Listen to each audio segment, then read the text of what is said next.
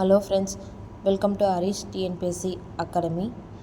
இன்றைக்கி பார்த்திங்கன்னா ஜிஎஸ்சில் நம்ம ஒரு டாபிக் பார்க்க போகிறோம். ரவுலட் அறப்போராட்டம் 1919.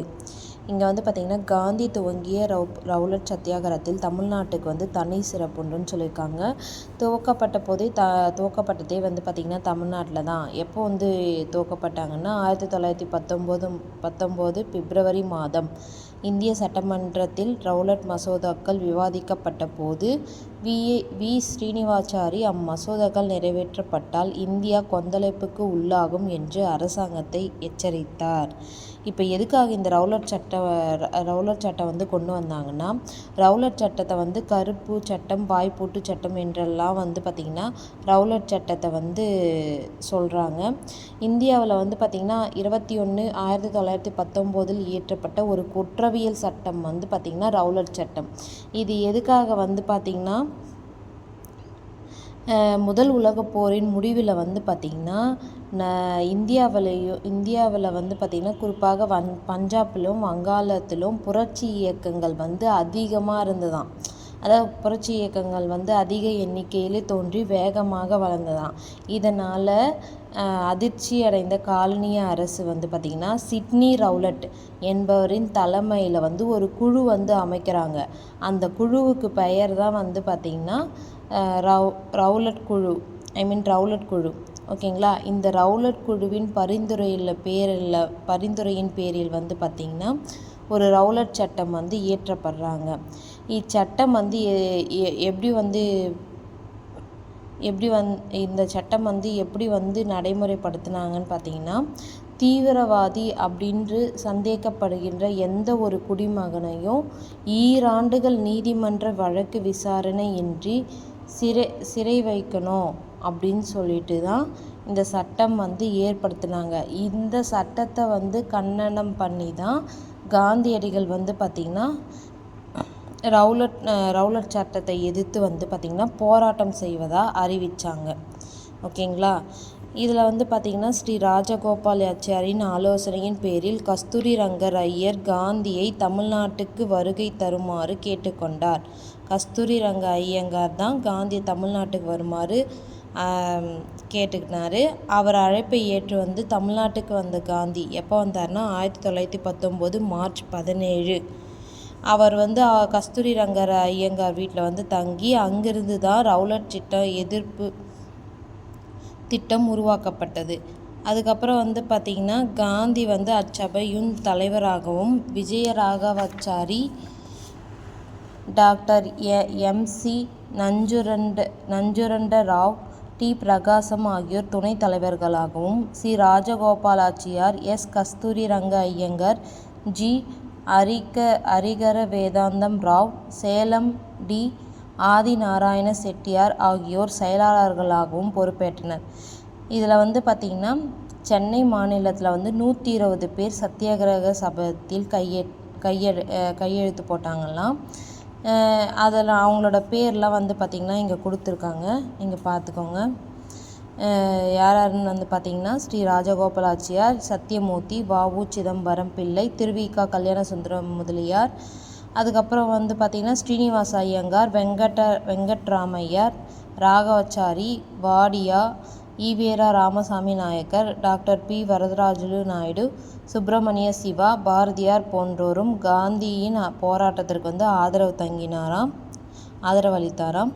காந்தி தமிழ்நாட்டில் தங்கியிருந்த போது தான் ரவுலட் சட்டம் நிறைவேற்றப்பட்டது. தீவிர ஆலோசனைக்கு பிறகு சென்னையில் காந்தி தனது செயல் திட்டத்தை அறிவித்தார். எப்போன்னா 1919 மார்ச் 30 தேதியன்று இந்தியா முழுவதும் கதவடைப்பு போராட்டம் நடைபெற வேண்டும் என்று முதல்ல அறிவித்தாங்க. பின்னர் பார்த்திங்கன்னா அந்த போராட்டம் தள்ளி போட்டார். இந்த போராட்டத்தோட உறுப்பினர்களோட பார்த்திங்கன்னா கலந்துரைந்து அந்த போராட்டத்தை தள்ளி போட்டார் காந்தி. அதுக்கப்புறம் பார்த்திங்கன்னா தஞ்சை, திருச்சி, மதுரை, தூத்துக்குடி ஆகிய நகரங்களுக்கு சுற்றுப்பயணம் சென்று ரவுலட் எதிர்ப்பு பிரச்சாரம் செய்த பிறகு சென்னையிலிருந்து பம்பாய் சென்றார் காந்தி. எப்போ போயிருக்காருன்னா 1919 மார்ச் 28. அதுக்கப்புறம் வந்து பார்த்திங்கன்னா 1919 ஏப்ரல் 6ஆம் தேதி ரவுலட் சட்ட எதிர்ப்பு நாள் துக்க தினமாக கொண்டாடப்படுகிறது. நான் ஃபஸ்ட்டே சொன்னேன், ரவுலட் சட்டம் வந்து பார்த்திங்கன்னா ஒரு கருப்பு நாள் அல்லது துக்க தினம் அப்படின்னு சொல்லிட்டு சொல்கிறாங்க. கருப்பு சட்டம் அப்படின்னு சொல்கிறாங்க. அதே மாதிரி வந்து பார்த்திங்கன்னா வாய்ப்பூட்டும் சட்டம் அப்படின்னும் சொல்கிறாங்க. பல பகுதிகளில் கண்டன ஊர்வலங்கள் நடைபெற்றன. சென்னை நகரின் பல பேட்டைகளிலிருந்து புறப்பட்ட ஊர்வலங்கள் எல்லாம் திருவல்லிக்கேணி கடற்கரையில் நடைபெற்ற பொதுக்கூட்டத்தில் கலந்து கொண்டன. ஓகேங்களா. நெக்ஸ்ட் வந்து பார்த்திங்கன்னா ராஜகோபாலாச்சாரி, கஸ்தூரி ஐயங்கார், சத்தியமூர்த்தி, ஜார்ஜ் ஜோசப் ஆகியோர் அக்கூட்டத்தில் வந்து பேசினாங்க. கடற்கரையில் தொழிலாளர்களுக்கென தனியாக ஏற்பாடு செய்யப்பட்டிருந்த கூட்டத்தில் திருவிக கல்யாணசுந்தரம் முதலியார், பி வாடியா, சிதம்பரம், எஸ் தண்டபாணி பிள்ளை ஆகியோர் பேசினாங்க. சத்தியாகிரகம் வந்து அமைதி முறையில் நடைபெறுவதற்கான எல்லா ஏற்பாடும் வந்து அவங்க செஞ்சாங்க. குஜராத்தியர் மிகுந்த சென்னை சவுகார்பேட்டையில் ராம்ஜி கல்யாண்ஜியின் தூண்டுதலின் பேரில் முது அர்த்தத்தால் செய்யப்பட்டது. அதுக்கப்புறம் வந்து பார்த்திங்கன்னா முஸ்லீம்களுக்கும் இந்த சத்தியாகிரகத்தில் ஒத்துழைத்தினாங்க.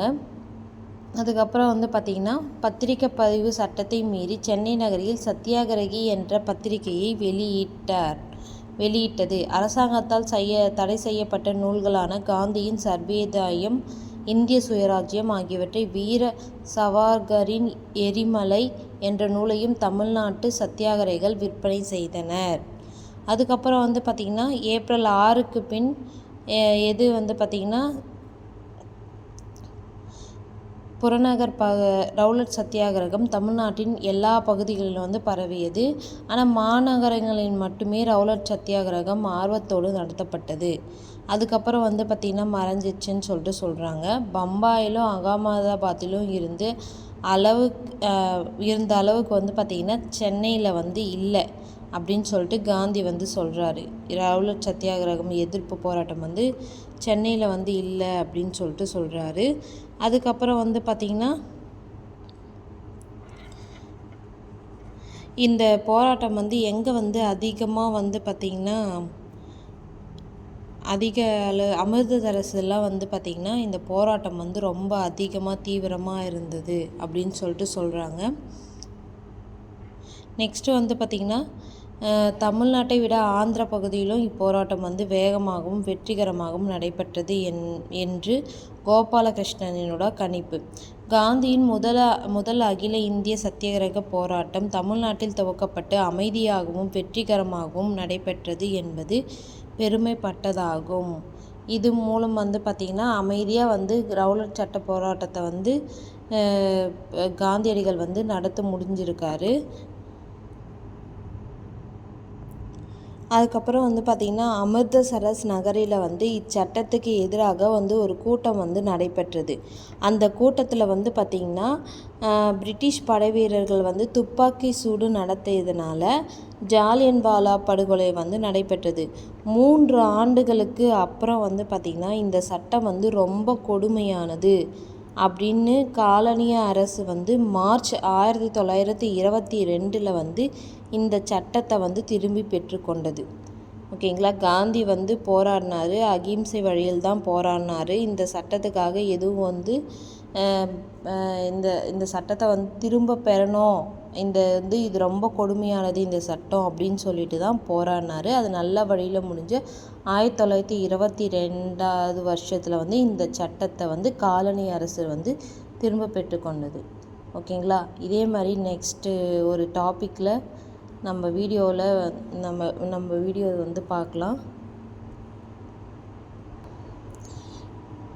ஜிஎஸ்சில் வந்து பார்த்திங்கன்னா 1 by 1 இம்பார்ட்டன்ட் டாபிக்ஸ் வந்து நான் வீடியோவும் போடுறேன், நீங்கள் பாருங்கள். உங்களுக்கு எதனா டவுட் இருந்துச்சுன்னா கமெண்ட் பாக்ஸில் தெரியப்படுத்துங்க. அடுத்த வீடியோவில் சந்திப்போம். ஹரிஷ் டிஎன்பிஎஸ்சி சேனலை வந்து சப்ஸ்கிரைப் பண்ணுங்கள். தேங்க்யூ.